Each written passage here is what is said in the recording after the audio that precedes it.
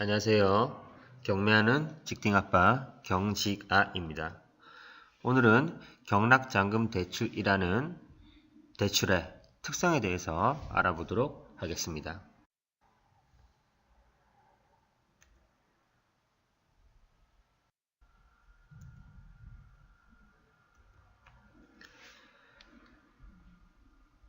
부동산 경매라는 것은 빚을 지고 갚지 못한 채무자의 재산을 강제적으로 처분하는 절차입니다.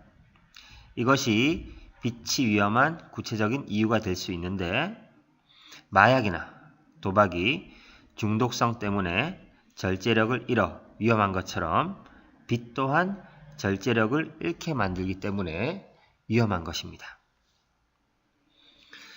경락잔금 대출도 대출이기 때문에 하나의 빚이라고 얘기할 수 있지만은 경락잔금 대출은 경매로 소유권 이전되는 부동산에 대한 담보 대출이기 때문에 일반 담보 대출과는 동일하지만 약간의 특수성을 지닌 대출이라고 할 수 있겠습니다.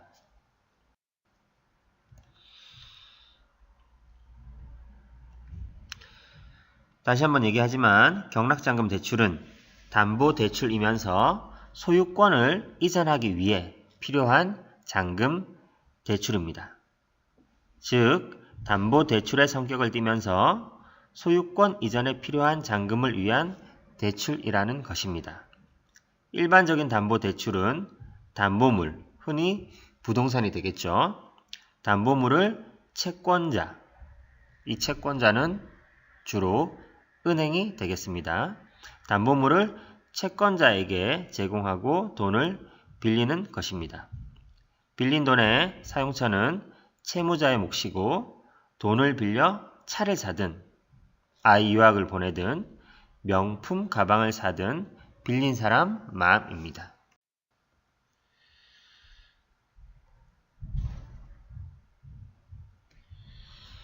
하지만 경락잔금 대출은 경매로 소유권을 이전할 부동산을 담보로 대출을 받지만은 이 대출받은 돈을 마음대로 사용할 수는 없습니다. 이 돈은 모두 부동산의 소유권을 이전하는 데 들어가게 됩니다.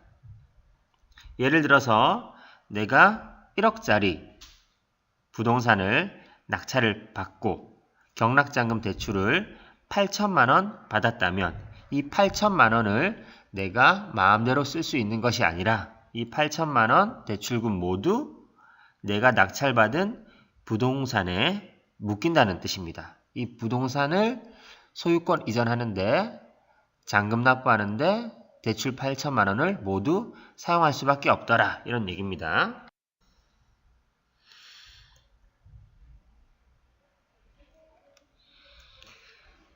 보통 그래서 경락잔금 대출로 이렇게 마음대로 사용하게끔 못하도록 은행에서도 금융사고가 발생하지 않도록 경락잔금 대출은 바로 법무사를 통해서 잔금 납부 처리가 되는 것입니다.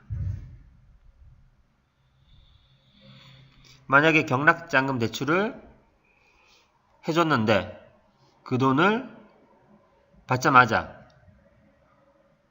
이 경락잔금에 사용하지 않고 차를 산다든지 자기가 쇼핑을 한다든지 이런 식으로 개인 용도로 사용하게 되면은 은행 입장에서는 그 부동산을 담보로 빌려준 건데 그냥 그 돈을 개인이 사용해 버렸으니까 담보물이 없게 되겠죠. 그래서 은행 입장에서는 손해입니다. 그래서 이 경락잔금 대출은 특성상 바로 대출이 시행되는 그 날에 은행과 협력하고 있는 법무사가 바로 대출금을 빼서 바로 경락잔금을 납부한 다음에 바로 소유권 이전 등기를 실시하게 되는 겁니다.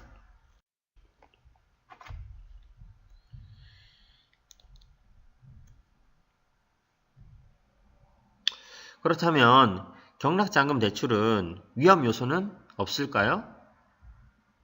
물론 있을 수 있습니다. 하지만 이 위험 요소라는 것은 개인이 통제가 가능하면은 문제가 되지 않습니다.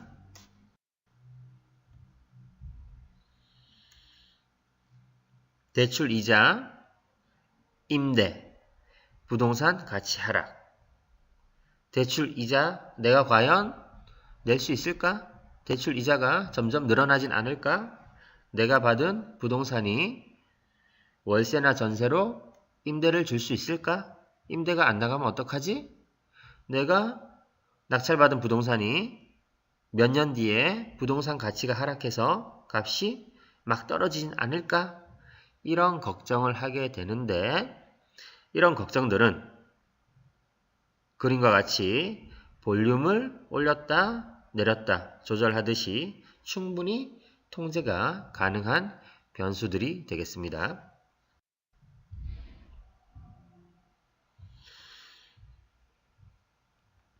경락잔금 대출의 특성을 제대로 이해하고 투자를 하셔야 됩니다. 빚이라고 해서 모두 위험하지는 않습니다. 짧은 시간에 배우는 경매 팁.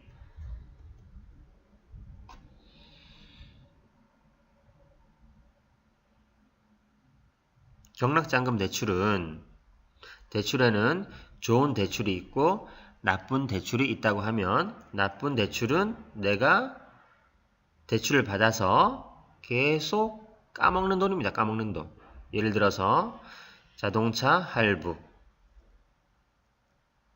대표적인 경우가 되겠죠. 자동차를 대출 받아서 사면 대출금으로 계속 까먹죠. 하지만 경락잔금 대출은 좋은 대출에 속합니다. 왜냐하면 그 대출을 받아서 내가 계속 플러스 그 대출 이자보다 그 이상의 이익, 수익을 남기기 때문에 좋은 대출이라고 얘기할 수 있는 겁니다. 늘 얘기하지만 사람의 성격을 바꾸는 것은 어려운 일입니다. 경매도 마찬가지입니다. 경매의 사고방식을 가지는 것은 쉽지 않습니다. 마인드를 바꾼다면 경매 투자로 성공할 수 있습니다. 지금까지 봐주셔서 감사합니다. 경매하는 직딩아빠 경직아였습니다.